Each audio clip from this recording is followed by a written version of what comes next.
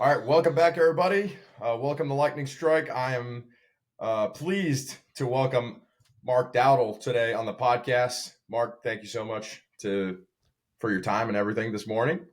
Yeah, Chuck, it's an honor to be here. I'm excited to talk with you, so thank you.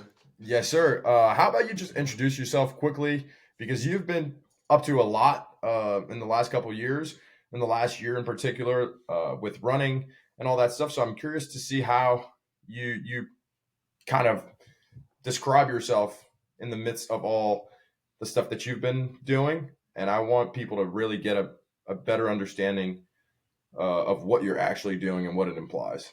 Yeah. So my name is Mark. I'm a 27-year-old adventure athlete. I'm a Christian. I am on a journey to discover what it means to put yourself in uncomfortable positions, to go through the fire, to suffer, and how I can connect suffering to bring people together to embrace their own suffering, confront it, and take steps forward. You know, Condensing it down is I just like to give hope to people through the suffering that I choose.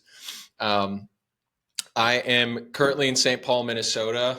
I have had a number of changes over the last 6-7 months. I quit my full-time job as a cold brew coffee salesman to take content running, take that full time. So I'm kind of in the fire right now myself, and some goals that I'm kind of looking forward to in the new year would be 3 run projects that push me in ways that I haven't been pushed before. So I'll let you poke in at whatever Yeah. one you want to there, but that's a kind of a high level description of who I am and where I'm at right now. Yeah, that's awesome. I think that describes way better than what I would have been able to describe. And I want to circle back into your past a little bit. And like you used to be a college football player. Yes. Um, you said you were working full time, and then you had that kind of shift. So I'm curious to what factors contributed to that shift and how you've moved on from that life into what you're doing now. Yeah, that's a great question. So I was a two-sport athlete in college. I played football and lacrosse at University of St. Thomas in St. Paul, D3 football, club lacrosse. During my time there, I was so focused on results and um, and doing the best I could in terms of like a results and output type of standpoint. Um, that materialized in um, putting all my attention into football and really just like, let me take a step back here. Uh, in college, I would say that my focus was primarily on being the best athlete I could be. It was a lot of selfish reasons. And that's, at that time, I was getting into trouble at school, kind of being a knucklehead. And after college was when I got introduced to running. So I took my journey from football, wanted to become a coach, started to learn about what running was, and at that time, just kind of took a path forward to dive deeper into running. Okay, nice. And was that like I'm guessing it kind of happened spontaneously, like from the shift from football to running, as opposed to like you planned to do that, or was it something that you were foreseeing as you were going through your college career? It was something that just kind of came. I remember one weekend I was coming back from a lacrosse tournament with our team at the time. I was a senior, and we had just lost 2 games that we had never lost to this team in our program's history. And what sparked the running was my brother sent me the Goggins Joe Rogan podcast, where he talks about how he was, 70 miles in and he was pissing blood and unable to move. And then he gets up and he runs 30 miles. And I'm in the back of the bus feeling sorry for myself in a pity party. And that night we got in at 2 a.m. The first thing I did was go out for a run. And I think it was just more of like, this guy had this mindset and he achieved this mindset through this lane. And so running kind of started as that way of like, I'm in this dark place, this quote unquote dark place of losing these games, feeling sorry for myself. And I want to build the mindset of somebody who, is down bad at 70 miles and gets up and runs another 30. So it just started there. And then when I was done with sports, done with school, um, I had built that habit of getting out and running and being the kind of like, I don't know, psycho, like wanting to do everything to the full extreme. I ran a marathon that year and then just was like, all right, what else? What else can I do? What else can I go deeper in this regard? Nice. So, okay, that's very interesting. I didn't know you got into Goggins kind of just randomly like that, and then that really sparked something within you. Was there somebody else, or something else that's kind of sparked or deepen your passion or your desire to go after that? Well, I knew originally, like, running for me was this way of dealing with the stresses of life. Football was one of those places where I thought I was dealing with the problems of my life by taking out anger, frustration, fear of the unknown, all these things I was taking out on the football field. But then afterwards, I would just bottle them back up and hold on to them until the next week. And running was this avenue that allowed me to let go of those things during my runs. And so I'd come back from runs just feeling refreshed, rejuvenated, spiritually like lifted.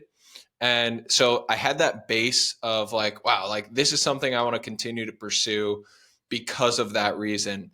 And I was starting to, get on YouTube and watch Netflix documentaries of ultra runners and ultra athletes. And James Lawrence, who goes by the Iron Cowboy, had this Netflix documentary where he did 50 Ironmans in 50 states in 50 days. And I was captured by it. And the thing that drew me into it more was, yes, this like extreme physical activity that seemed to have this like underlying tone of just like true human spirit endurance coinciding with it. That drew me to it, and seeing he had 5 kids and a wife, that blew my mind. That like he was able to do this and have a family, because at that time, Goggins was really the only guy that I knew. And you start to see other people, but it's like Goggins is this lone wolf doing this thing. And if you want to be like that, then you have to do it this way. And Iron Cowboy showed me that, oh, you could build a life and have a family. And this could be not just a way for you to make money, but a way that you could pass on tools, lessons to your kids and future generations. And so I started to dip my toes more into the Iron Cowboy and really like opening up the window to all these other athletes that were in the space. And I could name a laundry list of people: Harvey Lewis, Courtney Dauwalter. Like, there's so many people that are in the sport doing different things and just making it unique to themselves. So yeah, Goggins got me into it, but it was like, when I started learning about these other people, I was like, I actually don't want to be anything like David Goggins. I like the mentality, take bits and pieces from it, but it was really more Iron Cowboy that opened that gate. Nice, nice. And okay, so how about you just tell people who are going to be listening what you've been up to? Let's just take the last year, because you're talking about all these guys that do all those crazy physical exploits, but you have done some pretty tremendous challenges over the last year. So how about you just let people know about that, so Yeah. we get kind of an understanding of the Yeah. extent? I finished a challenge in April or May of 2023 this year. Or is it 2024? Yeah, it's 2024. I finished in May a year long of the Calendar Club Challenge, a challenge that no one had ever done before, where you run the number of miles equal to the day of the month every single month for a year. So for those that are like, they know about running, know about kind of unique challenges. Most people know the Calendar Club Challenge. So on May 1st, you run 1 mile, the second 2 miles, 3 on the third, all the way up to 30 on the 30th. And I'd seen people do that, but I'd never seen someone do it every single month. So I did that for a full year, was over 6,400 miles in a year calendar, and then quickly transitioned to a last person standing race where I ran 4 miles every hour on the hour until there's one person left. And I tried that race 4 or 5 different times. This year was my first win with 34 hours and 142 and a half miles.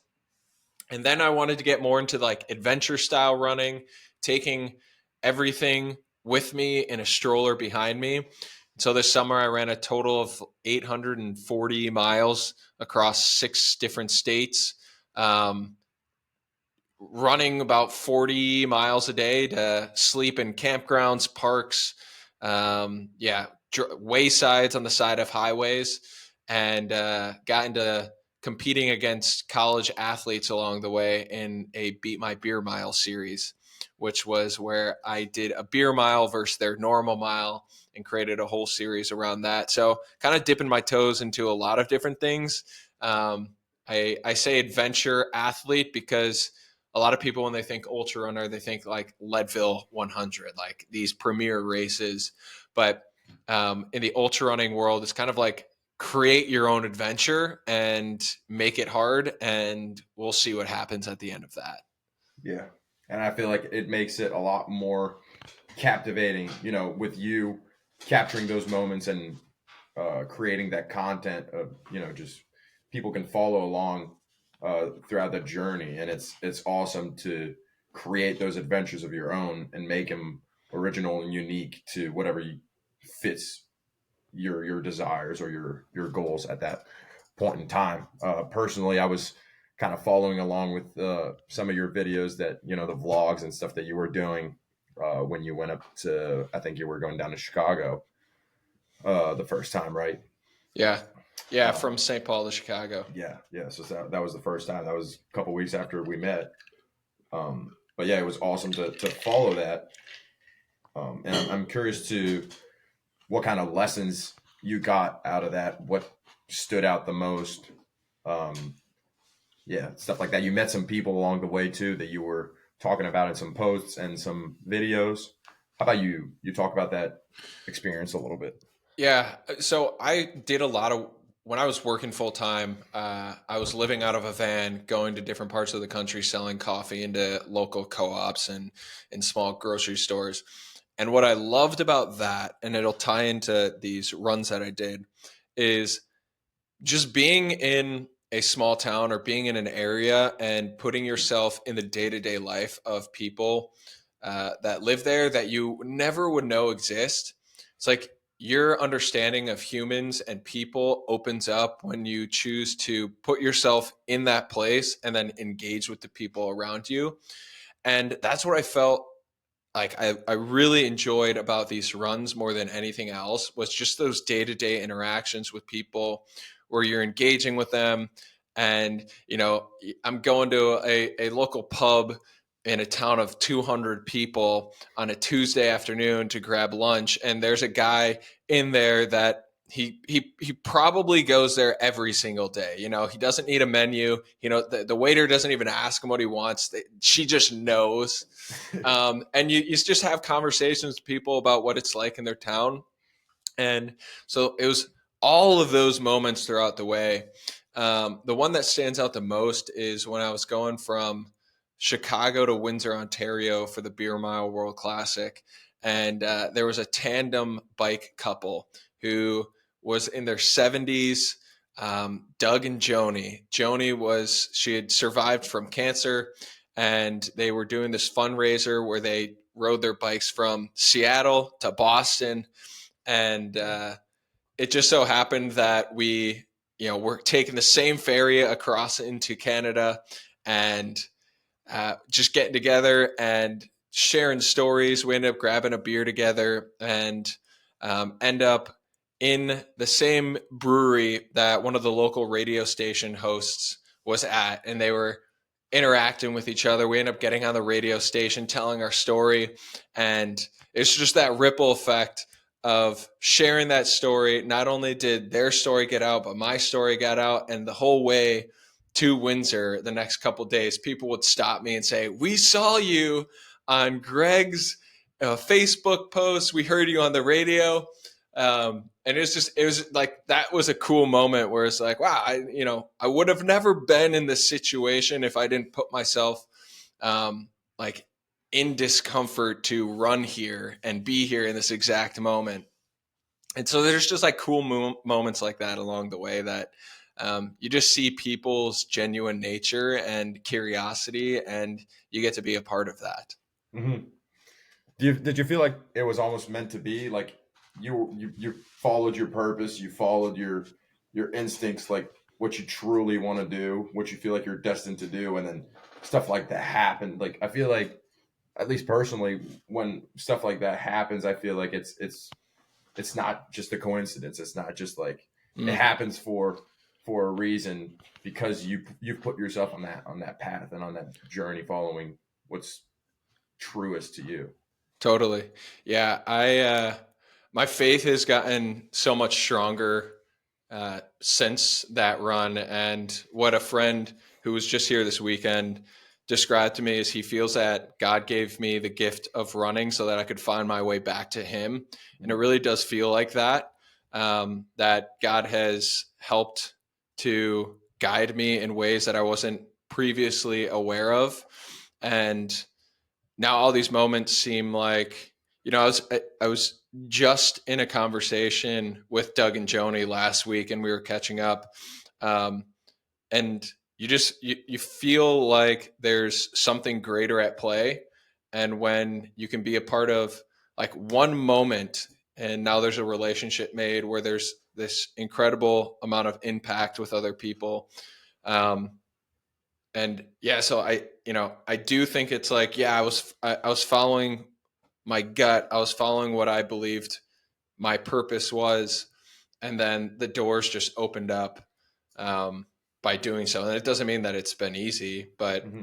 I do feel like the more that I've leaned into what I'm called to do, the more that those situations happen even more. It's like, you talk about moments when you're like, how does this even happen? Like the chances of something like this moment happening, and you'll find those at times in your life.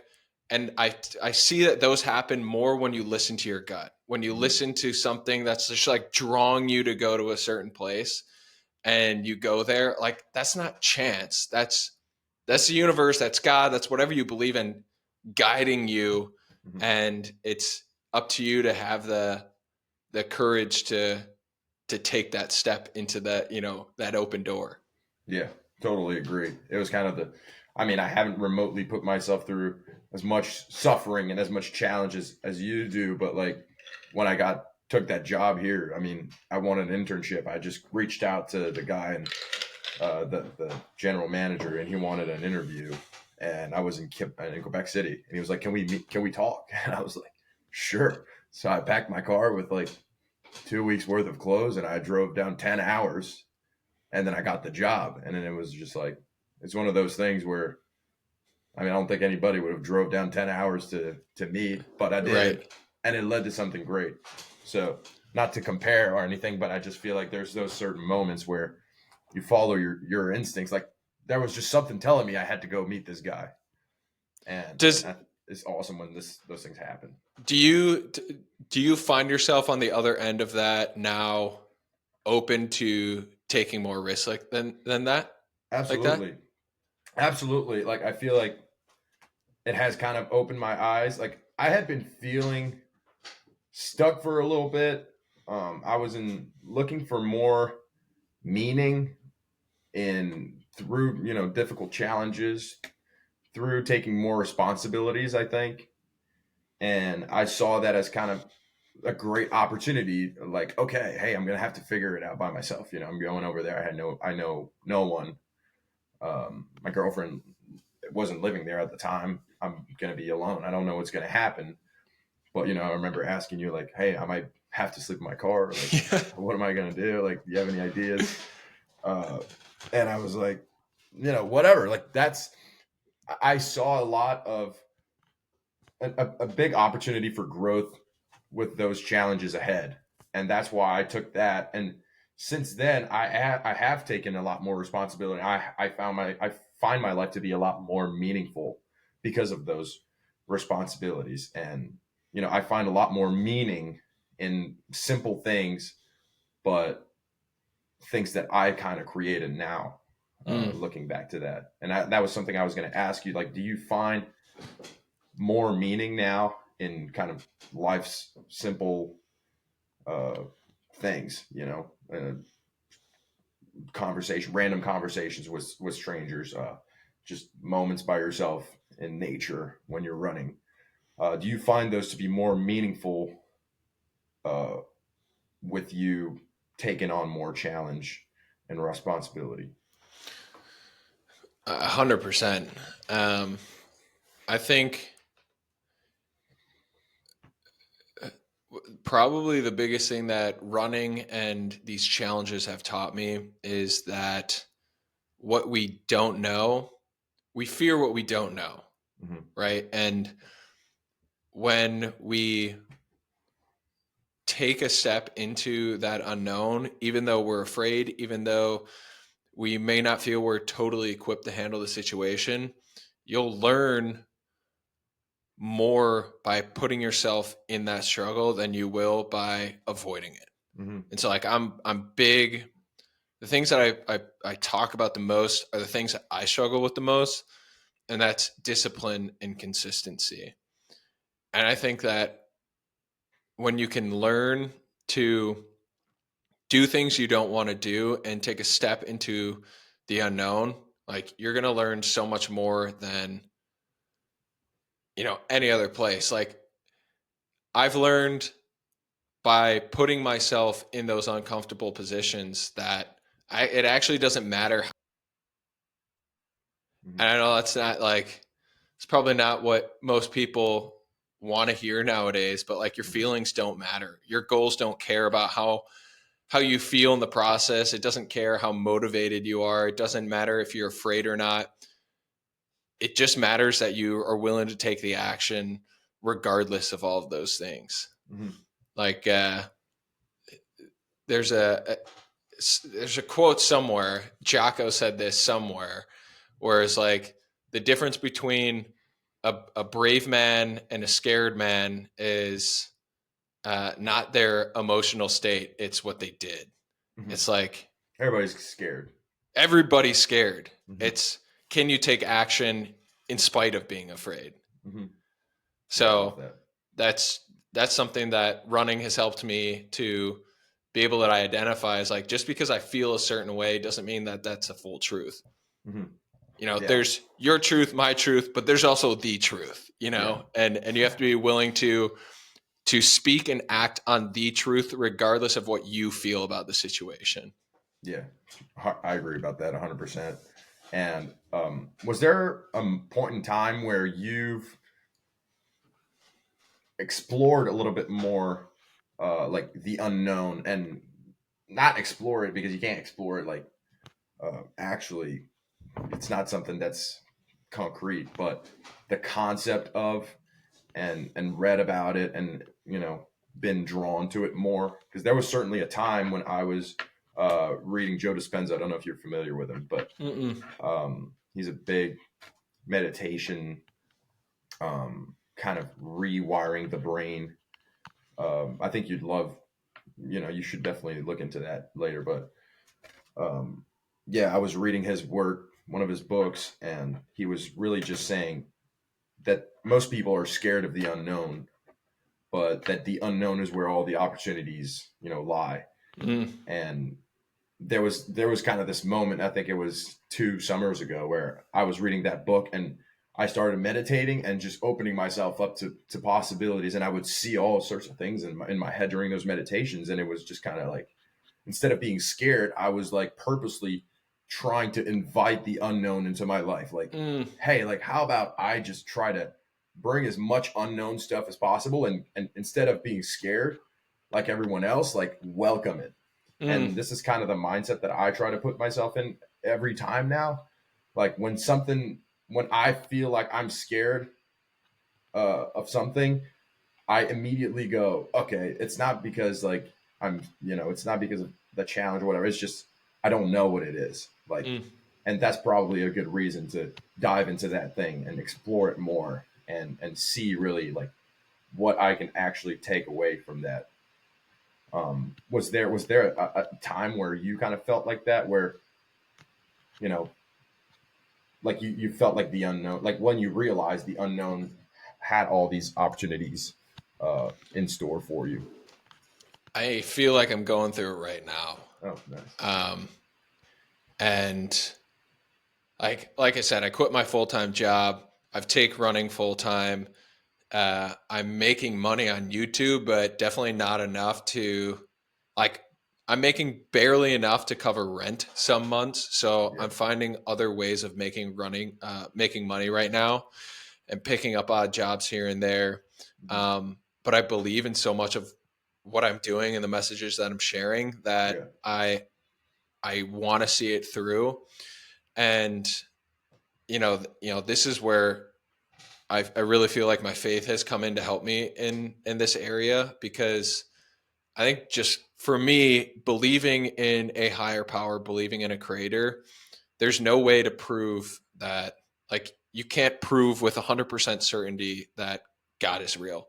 Just Mm. like I can't prove to you with 100% certainty that I'm going to be successful in running to a point where I can support my family. Mhm. Or you just can't prove these things without certainty or without uncertainty. And that's where I've just relied on my faith and understanding that um, in order to have true faith, in order to have belief in what I'm doing with running and making YouTube content, my faith is proven in the heart that I have and the motivations that I have toward it, but it also is in the actions that I put forth every single day. Mhm. And so to sit here and say like, I know I'm going to be successful and have a successful YouTube channel that allows me the freedom to do bigger projects and support myself financially. Mhm. That isn't good enough to just say that and say that I believe that. That comes in the form of posting content every day. That comes in the form of putting myself in these different races and runs that I'm doing and be able to story tell around those things. And so, yeah, I mean, so much of what I'm doing right now is the unknown, because Mhm. it's scary. Like I am in a situation where I'm like, I'm counting every penny that comes in, um and seeing how, looking around me like, all right, what can I afford this week to Yeah. eat? Yeah. And that's scary. That's the unknown. Yeah. But being consistent and having faith that um, I'm on the path that I'm supposed to be on is something that is teaching me to just like keep going. Yeah. Kind of let go. Like you Just let don't. go. Like, Yeah. you can't control that. Mhm. Obviously, you can control what you do, but once I post a video, I can't control if it gets 10 views or 1,000 views, Mhm. and there's ways to like make your videos better. But at the end of the day, it's Yeah. out of your hands. Mhm. Yeah. It's. I So think it just comes through consistency and discipline, like you said, and yeah, trusting that you're doing the right thing. And I feel like the biggest problem with today's society is that people don't do shit long enough for change to happen or to create something that's worthwhile. It's just like they'll do it for a month, they'll do it for 6 months, they'll do it for a year. Well, how about you try like 8 years? Like yeah, 8 freaking years, like do it 100%. It's gonna work. Like at some point, like you said, if you follow your gut, if you actually put yourself in those hard situations where that promote growth, that teach you lessons, because you'll fail, because you'll do something you've never done before. Like ultimately, some stuff's gonna happen. Like what happened with Doug and Joni, right? yeah, yeah, yeah, yeah. Like some situation like that's gonna open up a possibility that's gonna lead to another one and another one, and over time, it's going to create this thing that you wanted. But we get so caught up in the moment and just like, fuck, I don't have what I want. And it's like, Yeah. let me try something else. And there's so much information and so many guys on Instagram going, oh, try this coaching business that could do that. And Yeah. flip stuff on Marketplace and do this. And I was stuck in that like last year a lot. Instead of focusing on one product, I was trying to get my situation better right away instead of just like, hey, how about I make this one thing really, really good? And yeah, I'm not going to sell a lot of them because I'm going to have to build it and it's going to take time. But once I'm really confident that this is great, it's going to start taking off. But I can't skip steps. Well, it's funny you say that, because if you're if you're focused on the wrong thing, it will take longer for it to Yeah. work. Yeah. Like the best piece, I had an opportunity to sit down and have lunch with the Iron Cowboy 2 years ago, Nice. and the thing he said to me is, be prepared to do this if you really want to do this. Be prepared to do this for a decade without seeing any results, without seeing any monetary financial gain, without seeing anything. Do it for 10 years. And if you do it for 10 years, then we can talk. Yeah. And if, I've been doing this 5 years now, but if I was so focused on making it work in the ways that I want it to work, in that instant gratification, in the $1 million type of mindset, then I wouldn't even been open enough to meet the Doug and Jonies of the world, because I was so focused on the wrong thing.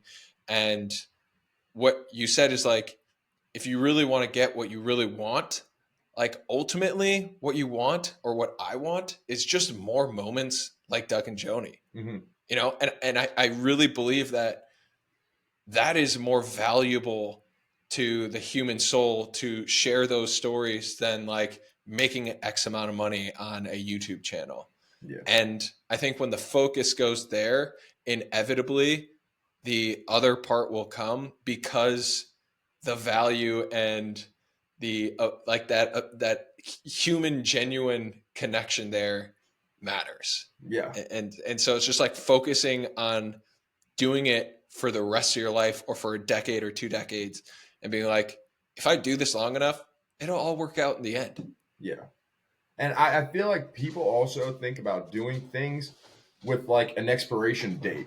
When like if you actually follow your purpose, like if that's actually what you want to do, there shouldn't be a time where you're just like, I made it, and then stop. And it's not like you're gonna do that anyways. Like people, oh, I made it. Bro, you're like 27. Like, what do you mean? Like, yeah, you're in a good spot right now, but like what are you gonna do for the next 75 years? Like, and to me, like I've been kind of mingling with this idea of money, and like it obviously everybody needs money and it's very important, but I feel like people see it as this ultimate like motivator, like we need to chase it. People delegate all the time, trying to like just rent, like people rent their time basically when they take jobs for other people. And I'm just like, every time these people offer me those opportunities, quote unquote, like I see it almost as like they're winning. They're winning that. Like they just have more leverage to have more freedom to pursue what they actually want. Yeah. It's really like, oh, you're gonna work at this thing so that I don't have to do it and can do what I want. Yeah. Like, oh yeah, I'm winning because I make $100, but like I'm not, because he's actually doing what he wants. Yeah. So it's this whole thing of like just having enough leverage to be able to do what you want and support the people that you want to support, more so than how meaningful it actually is, because there's no meaning in money, like besides maybe the gratification that you've made it. But it doesn't mean, like, to me it's just like, it's great I have it, but like it's nothing. It's just a concept that I can trade shit with. But I the interaction that you're going to have along the way running 600 miles is much more meaningful. These are the things you'll remember way over the amount of money you have. And this is why I'm kind of stuck in that. Like I've been really reflecting a lot on that, and how people chase it for the wrong reasons. And I feel like, and how also like you shouldn't try to drive people with money if you want a sustainable like relationship or or yeah, or like have them successfully uh for a long period of time in your business or something like that, because I feel like at the end of the day they're not doing for the reasons they want to do it Mm. for. So I'm thinking a lot about that, but I'm curious to see what you have to say. Well, it sounds like what you're saying, and correct me if I'm wrong, but the money is the concept, but what lies underneath that is a fulfillment of who you want to be as a man and as a Mm-hmm. provider. And Mm-hmm. like Exactly. provider can, it's not just financial, it's Mm-hmm. a number of different ways that you can provide as a man. Yep. Um, and that's one aspect of it. And so Yep. it's like, yes, like the money is important, but you're fulfilling this duty and responsibility that you have as a man of like, you want to be able to provide. Yeah. And this Exactly. is like evidence of your ability to do that. Yeah. Exactly. And it's so that to me is like, it's important. Like, yeah, the money's important, but it's like, I just want to be able to provide. Yeah. But I think that to be able to do that, to sustain that over time, like the more you like, yes, it'll take more time if you take the hard path like you're doing. Like you could probably have a job that makes more than what you're doing now, but over time, like Right. like the whole thing that you're gonna build is gonna be one, it's gonna be way more meaningful, and Yep. two, it's probably gonna yield way more. Yes. That your ceiling is way Yes. higher right now Yep. because you're running after, no pun intended, like what you actually want out of Yeah. life. And Yeah. you're going to fucking chase that forever, regardless of money coming or not. And you're going to make it so much further than if you're just capping yourself off in an area where, yeah, I can make more right now, but there's the levels don't go as high, right? Right. There's kind of no limits to the potential of what you're doing right now versus trapping yourself into something that is not so um, foreseeable, or Right. like you Like can't there's no control. price tag. There's no amount of money that someone could come in and offer me to take me away from what I'm doing. Exactly. That speaks volumes. I feel like that's what it's all about, and you're gonna make it more than you would make it in any other way because that's the most meaningful one. That's the one you're willing to pursue the most. Like I'm really struggling to put words on what I'm actually thinking right now, but I really have been thinking of how I think things will actually turn out for the better if you just follow your purpose, regardless of what it is, and you actually pour your soul into everything you do. Well, think about the negative. It's like, what good are you if you wake up and you hate what you do? Uh-huh. Like if like not just to yourself, but the people around you. Exactly. Yeah. Like So it's like, you can't do that. so yeah. Yeah. So yeah, I mean, let's uh let's finish. Maybe wrap up with what's next for you. Like we've talked about what you've done. Um, talk about what you want to do, and like I was just kind of mentioning stuff about that. Like, how far do you want to take it, and is there certain challenges that you want to take on? Yeah, I one of my goals going into 2025 is to provide a space for people to engage and choose suffering. So, a challenge that Kellen Proctor and I did a few years ago is we all wanted to accomplish this goal of running 100 miles in 24 hours. And it was 4 mile, our format of how we did this was running 4 miles every hour on the hour. Mm. And the purpose behind us doing that was because we wanted people to come and accomplish a big goal for themselves. So Proctor, Kellen, and I decided to just go run 100 miles by doing like a 50-mile out and back. Mhm. No one could really get involved in that. But Yeah. by simplifying it into bite-sized pieces, it allowed people to participate where their PR was 4 miles, or their PR was a marathon, or their PR was a 50 miler. They could come in and participate throughout that entire weekend. Mhm. And we had like 25 people show up and set their new PR all throughout the day. We never ran a loop on our own. And what that showed me is you can still accomplish the goals that you set out for yourself and do it in a way that provides a space for other people to come out and do it for themselves. Mhm. So I'm putting together a project in the summer where it's kind of revolves around that idea. But my next project coming up that I'm taking on is a little over a month from now, and it's at the Arrowhead 135. It's Yeah. 135 miles in northern Minnesota in minus 40-degree weather. There's 3 total aid stations, so you got to have everything. There's a whole list of required gear that you need that you will pull on a sled behind you.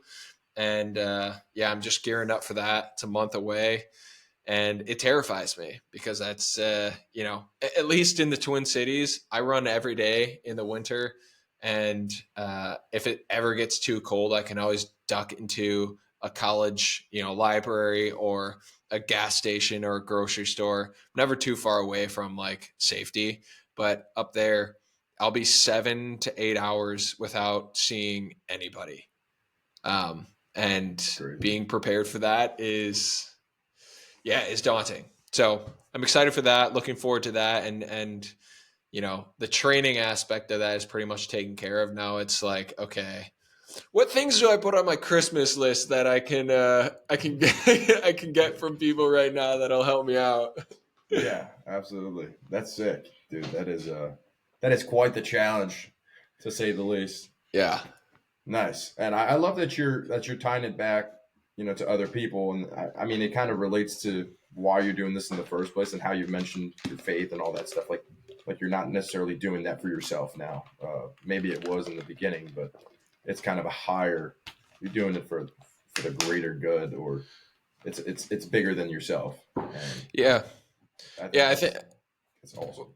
when I first got into it, it definitely felt like that, where I was like, I want to accomplish these big goals because I'd just come off the back end of football, where it's like it was a successful day if Mark had 2 sacks and a fumble recovery. Like I cared more about that in many ways than how anybody else did. Like if we won the game, that mattered more than anything. But it was like if our defense played like shit, but I had an interception and a fumble, like that was like, all right, I did my job. It was always looking at what I accomplished. And I was aware, and Austin Yoakum helped me more than anybody in this transition of just being a better leader. He showed me, and he was a guy that I could go to seek advice on how to become a better leader. We had a lot of hot tub sessions as we were coaching at St. Thomas, but I just knew I wanted to be less of the person that I was in the ways that I led people and how I brought people in to be a part of things and to lift them up, not just like lift myself up. And yeah, that's, in running, I've noticed that the deeper I go, the further I go into the unknown, I separate myself from other people, because most people haven't run a marathon. Most people, like they cry at the thought of possibly doing a marathon. Mhm. And this month I'll be doing 7 marathons back to back to back. I'll be, like Yeah. it's a walk. It is a walk in the park for me at this point, but I want to still stay connected to people. And that's why I talk about discipline. And that's why I talk about consistency, because from the very beginning to right now, no matter where I've been at this journey, the thing that's been most difficult, that will always be a part of your life in anything that you do, is how committed are you to the process and being consistent and being disciplined and not taking your actions based on how you feel. And so just trying to tie those things together. and also build in that, like, hey, I'm going after something that's a PR for me, or going into stepping into the unknown. Mhm. That right there is a concept. That right there is something that you, Chuck, could say, I've never run a marathon. That's Yeah. stepping in the unknown for Charles. Yeah. So we could relate to that idea, and hold each other to that, and be there for each other in that. And so that's how I really trying to think about running, especially going into this next year, because I think Sure. that's important. I think that's the act of service that I'm called to do, and want to help lift people up in that way. Nice. I really relate to what you said about, how you were responding to, losses or bad performances as a team and wanting to be a better leader, and making it less about yourself. Because I've had similar, I wouldn't say, I mean, not the same, but similar realizations with relationship to my, baseball career, and why I'm taking on, a new path as a coach now, because I feel like it's just not the person that, the baseball player is not the person that I necessarily want to be. I find myself, I find a lot more meaning in the actions and the things that I do as a coach, and that's why I'm pursuing that now. I was like, I could, try hard and make it to the big leagues, and obviously, I'm not saying that I would have, and I'm not, saying that I could, but I'm saying, like, it's more meaningful to me to tell myself, like, hey, like, I'm actually going to be the best version of myself, and I don't think it's possible for me to be the best version of myself, at least not now, pursuing a baseball career, Mm. considering the environment that you get put in, considering everything. Like, I've lived it enough to know, like, I don't think I can play 100 games in a season and be, as fulfilled as I am now, Can I and can I be. press on that real quick? Yeah, absolutely. Because what you just said takes a, a ridiculous amount of humility Hmm. and self-awareness. Hmm. And I think it's something that is kind of lost today. So, like, how did you, what work do you do to bring that out of yourself? Because that's not easy to do. Well, I've been through a lot of downs, a lot of ups and downs, as a baseball player, but a lot of downs in recent years. I was, my team did not win a single game last year. I was hurt going into college. Like, my 3 years of college, I was struggling with injuries. I mean, at least the first two, and then the third one, we didn't win a single game. So Mm. it was a lot. Like, it was the hardest it had ever been to play. That's for sure. But it was also the toughest environments I had ever been put in, and I found myself, like, indulging into a lot of just, like, bad habits and kind of vice to deal with that struggle, and that was terrible to me. I was like, dude, I don't want to be that guy. I don't Mm. want to be that guy who gets on the bus and immediately looks for an escape, like, Yeah. immediately looks to pack that up and, like, just forget about it, and then just I get back on the field now, and I'm in the like, when I'm on the field, dude, it's fucking great, like, Yeah. awesome, Yeah. having a blast, and I'm really there for the team. Like, I'm not so caught up with my results. Of course, I want to do good, but I've become a much better team player on the field because I was coming back from injuries and I wanted to be a part of something regardless. And so I was really, not that I wasn't before, but, even more just being there for the guys, which was awesome. But then I would get back on the bus, I would go to the hotel, and I was just like, dude, I was just drowning into this like environment that I hated, being surrounded by, this weird pressure that I would put on myself, being surrounded by guys that, following guys that weren't necessarily doing things that I wanted to do Mm. and stuff like that. And, I knew, like, the way that I was responding to the challenge would just amplify if I was to take on a career in that, playing Mm. more games and more Yeah. travel and more, like, it was just college. Like, you Yeah. get pro, it's a business now. It's not fair. Guys have bigger contracts, they play more. It doesn't matter if you're better than them or not in certain situations. Like, you're not going to have an equal chance. It's going to get more, more politics, more weird stuff happening. And I was just like, dude, that's not the game that I want to play. Like, Yeah. Yeah. I don't want to be stuck in that. And then I wanted to find a way to be who I want to be right now. And I was going to keep playing actually this year, but then things just didn't work out. But then again, one of those other instances where I was like, this happens for a reason. Like, I don't think there's a reason this doesn't work out. Like, I think this is the universe's way of telling me, like, I think you should pursue that path. Like, it was kind of clear to me at that point where, okay, you're either playing or you're coaching. And there was no doubt in my mind. It was like, I have to coach. Like, I have to keep doing that. Not that I, forgetting about myself or anything, or that I'm giving up on my dreams. Like, not at all. Like, I'm thinking about helping more people and becoming better at helping others. And that's making me really happy.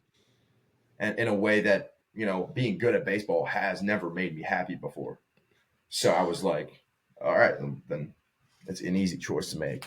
Well, it sounds like you are now in a position to change the experience for people in a way that you didn't get to experience. Exactly. Like, now you're in that position to change that for other people. Yeah, well, exactly. It kind of ties back to, me saying that this environment wasn't great and all that. And now I feel like I have the opportunity, or at least maybe have the chance to impact this environment for others, and maybe change, the landscape for the future generation of players. And like, I wish somebody would have taught me how to deal with my emotions better. And I see all the struggles that I've had as, I think I'm not the only one, obviously, because baseball is a really hard sport mentally, because there's so much failure related to, like, you fail all the time. There's more failure than any other sport. Like, you hit 3 out of 10 times, you're a Hall of Famer.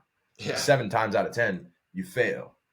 Like, you just, it's very, very hard to not be negative about your results, and a lot of injuries, a lot of games, all that. So I feel like this is kind of the real epidemic in baseball to me, is the emotional one. Like, it's the mental side of it, like, this is why you see so many guys that people think they're going to be amazing, and then they don't become anything, because they don't know how to handle it. And so this has really become kind of my mission. Like, okay, I really messed that up, or at least I never learned how to deal with that while I was playing.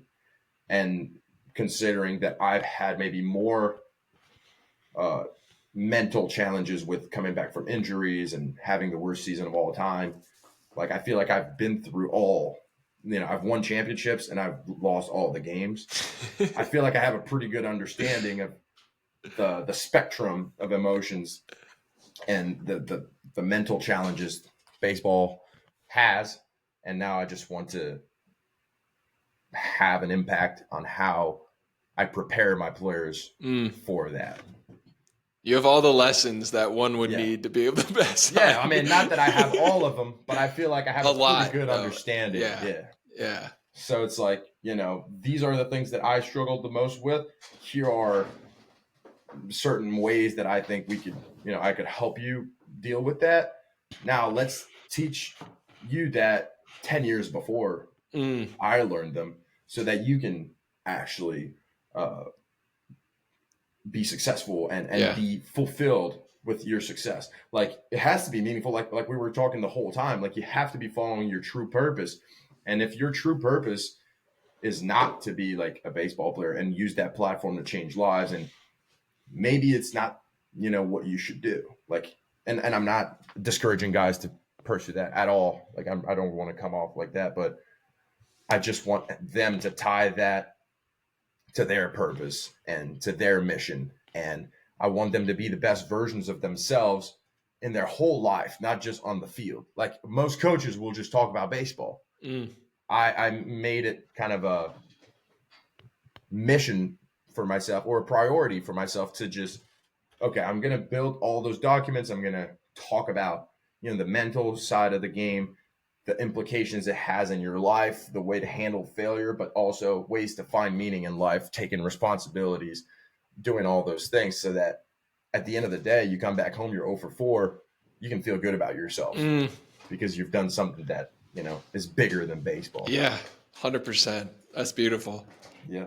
That's what it's all about, though, That's what I think, and I think Yeah. the earlier you can understand that, the more sustainable it can be, or at least the more you can handle the repetitive failure over and over again, and you can still feel like I was kind of thinking like this is why the like everybody that becomes a dad at the big league level, they just kind of have the dad powers. I feel like this is why like they become a dad, they have less sleep, they train less, all that, but then all of a sudden they start raking, and then it's like, well, yeah, because they don't care about it as much because now they put things in perspective. Like this, Mm.